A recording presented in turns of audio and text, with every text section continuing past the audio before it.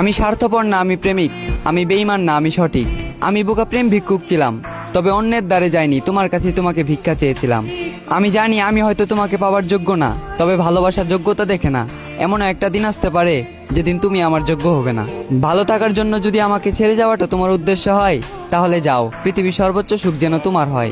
তবে মনে রেখো, সময়ের চক্রবর্তীতে একদিন আমিও ভেসে উঠবো তোমার স্মৃতিতে। একদিন তুমি আমাকে দেখার জন্য ছটফট করবে, আমার সাথে একটু কথা বলার জন্য হাহাকার করবে। মুখে উঠবে না তোমার অন্ন, কান্না করবে তুমি আমার জন্য।